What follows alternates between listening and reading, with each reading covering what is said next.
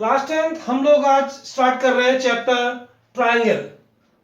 तो मैथमेटिक्स में जो चैप्टर हमारा ट्रायंगल है, इसमें कुछ थ्योरम्स है। आप लोगों के एग्जाम में थ्योरम से रिलेटेड क्वेश्चंस आ सकते हैं या फिर थ्योरम ही आपको प्रूव करने के लिए दी जा सकती है। तो इसमें हमारी जो फर्स्ट थ्योरम है, first theorem basic proportionality theorem, in short BPT. इसे थेल्स थ्योरम भी कहते हैं। ये पाइथागोरस के टीचर हुआ करते थे, मैथमेटिशियन का नेम है ये। ओके, तो देखिए आइए फर्स्ट थ्योरम को समझें, फिर उसके बाद इसे प्रूव करेंगे। If a line is drawn parallel to one side of a triangle, एक ट्रायंगल बनाने के लिए कह रहा है, तो एक ट्रायंगल बना लेते हैं। Triangle name ABC. अब स्टेटमेंट में देखिए, if line is drawn parallel to one side of a triangle, आपको एक लाइन बनानी है, एक ऐसी लाइन बनाइए जो इसकी एक साइड के पैरेलल हो। तो बेस बीसी है, इसके पैरेलल हम एक लाइन ड्रॉ करते हैं। इसके बारे में स्टेटमेंट में कहा जा रहा है डी ई।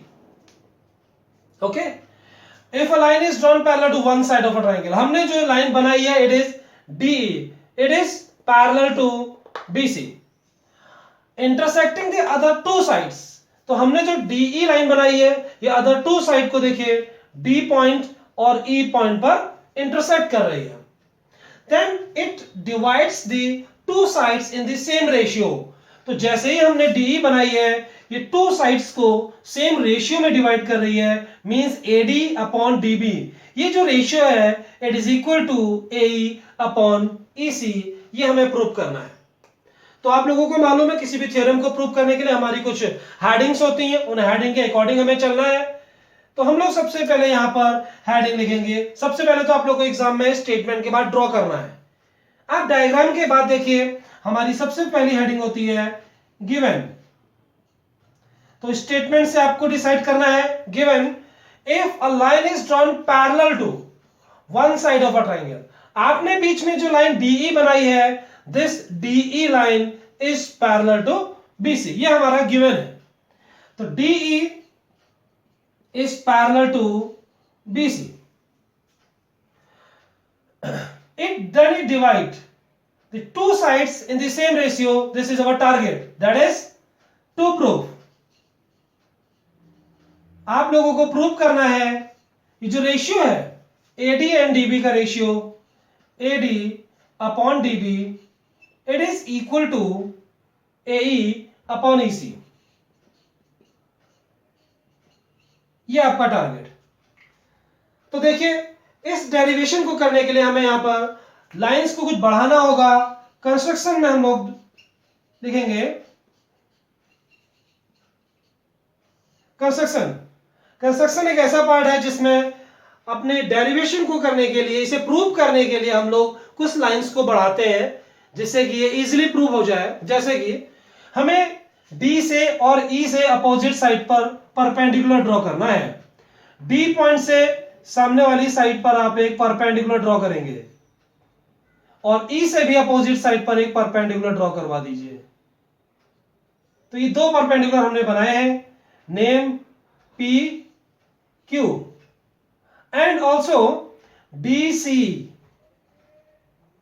एंड BE, इनको ज्वाइन करवा लीजिए। ये हमारा कंस्ट्रक्शन पार्ट है and construction part is always dotted. जब भी आप एग्जाम में मेन जो हमारा डायग्राम है वो डार्क लाइन से रिप्रेजेंट करेंगे और जो डॉटेड वाला पोर्शन है उसे आप लोग, जो डॉटेड है वो हम लोग कंस्ट्रक्शन के लिए लिखते हैं। जब भी कंस्ट्रक्शन करोगे उसे आप डॉटेड रिप्रेजेंट करिए।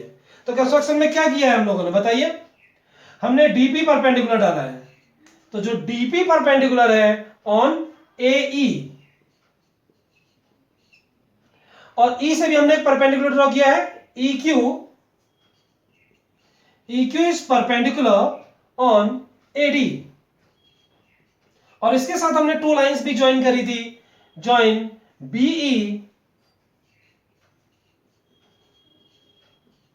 And DC। तो इतना ही है हमारा स्टार्ट। गिवन लिखना है जो कि आपको स्टेटमेंट से पता चलेगा, टू प्रूफ आपको स्टेटमेंट में पता चल जाएगा, कंस्ट्रक्शन ये आपको ध्यान में रखना है। तो चलिए इसको प्रूफ करते हैं। प्रूफ के लिए आप लोगों को देखिए यहां पर टू ट्राइंगल्स हैं और उन टू ट्राइंगल का आप लोग एरिया लेंगे। Upper complete triangle A D E, ये जो ऊपर से पूरा ट्राइंगल बना है इसको आप लोग यूज करेंगे और इसके साथ नीचे से आप लोग इस वाले ट्राइंगल को लेंगे। इन दोनों ट्राइंगल के एरिया को हम लोग यूज कर रहे हैं। ऊपर ट्राइंगल है A D E, area of triangle A D E divided by area of triangle B D E. देखिए हमने दोनों एरिया को डिवाइड इसलिए किया क्योंकि हम लोगों को अपना जो टारगेट है वो ये रेशियो में लेकर के आना है, इसलिए हम यहां पर डिवाइड पार्ट यूज कर रहे हैं। ए डी ई ये ऊपर वाला ट्राइंगल है, इसका एरिया, अब ट्राइंगल का एरिया होता है half base height, half base and perpendicular आपको डिसाइड करना है। तो इस वाले ऊपर वाले ट्राइंगल में हम लोग बेस यूज करेंगे एडी लेफ्ट साइड। अगर AD as a base use कर रहे हैं तो परपेंडिकुलर बताना होगा। जो बेस हमारा है इस पर परपेंडिकुलर, एडी हमने एज अ बेस लिया है, देखिए इसको हम बेस ले रहे हैं, तो इस एडी बेस पर परपेंडिकुलर है E Q divided by, now BD ये हमने शेड किया है, इस वाले ट्राइंगल का एरिया हाफ बेस, तो इस वाले ट्राइंगल में आप लोग बेस यूज करेंगे डीबी इनटू, अब हाइट देखिए डीबी को अगर आप एज ए बेस ले रहे हो तो यहां से हाइट, अब हाइट देखिए जब हम बोलते हैं तो यहां से 90 डिग्री बेस पर आना चाहिए, तो डीई वाली लाइन हाइट नहीं होगी, हम जो हाइट बोल रहे हैं वो बेस पर परपेंडिकुलर होना चाहिए। देखिए जैसे ट्राइंगल है, अगर आप इसे एज अ बेस ले रहे हो तो जो हाइट होती है वो ट्राइंगल के बाहर भी जा सकती है। ओके, तो इसे अगर डॉटेड प्रोड्यूस किया जाए तो ये एज अ हाइट और इतना हिस्सा एज अ बेस यूज किया जाता है। इन द सेम वे तो इस वाले ट्राइंगल में जो हाइट बन रही है वो ई क्यू होगी। अब आरएचएस को आप लोग चेक कीजिए, हमारे आरएचएस में 1/2 कैंसिल हो सकता है और EQ कैंसिल हो सकता है, तो यहां पर बैलेंस बच रहा है AD अपॉन DB। चेक करें आप अपना proof that AD upon DB part हमें चाहिए था, ये तैयार हो चुका है। तो हमारे पास इस समय एक इक्वेशन आ चुकी है, area of triangle ADE divided by area of triangle BDE, it is equal to AD upon DB। Equation number 1 करके आप इसे रोक लीजिए।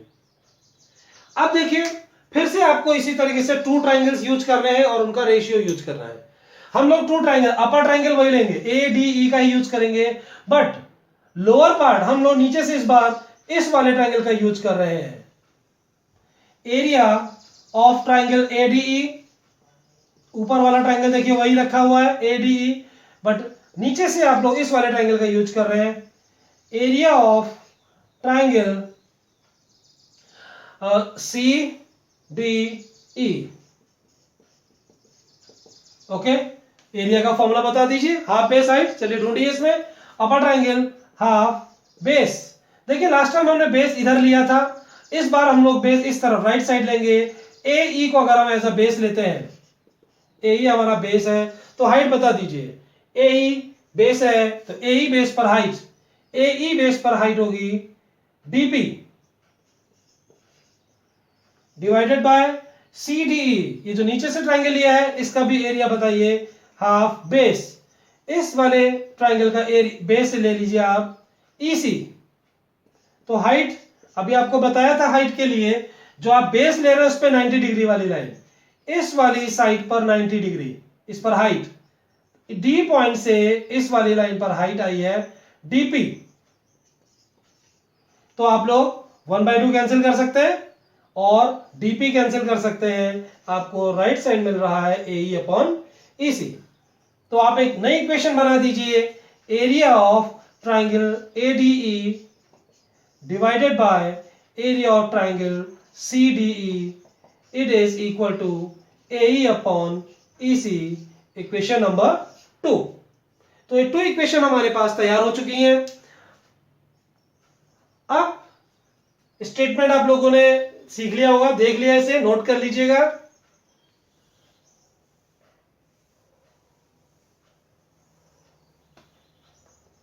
अब इसके बाद देखिए आपके पास ये जो दो इक्वेशंस आ गई, अब इनका क्या करना है। इक्वेशन 1 का जो एलएचएस है एडीई अपॉन बीडीई, इक्वेशन 2 का एलएचएस एडीई अपॉन सीडीई। देखिए न्यूमरेटर तो दोनों में सेम है, बट डिनोमिनेटर दोनों के अलग अलग है, क्योंकि पहले हमने इस वाले ट्रायंगल का यूज किया था और सेकंड केस में इस वाले ट्रायंगल का। आइए नाइन्थ की एक थ्योरम सुनते हैं। नाइन्थ में आप लोगों ने एक थ्योरम पढ़ा था, अगर हमारे पास टू ट्रायंगल्स हैं having same base and between same parallels, देखिए अगर ये वाली लाइन और ये लाइन पैरेलल है, इस पर मैंने दो ट्रायंगल बनाए हैं, एक ट्रायंगल ये है और साथ ही साथ दूसरा ट्रायंगल ये वाला है। तो इन दोनों ट्रायंगल का बेस देखिए ये वाली लाइन और बिटवीन सेम पैरेलल है, तो इनके एरियाज आपस में इक्वल होते हैं। नाइन्थ में आप लोगों ने थ्योरम पढ़ा था। तो स्टेटमेंट लिख देंगे, triangles having same base and between same parallels are equal in area. ये नाइन्थ लेवल में हम लोगों ने पढ़ा था।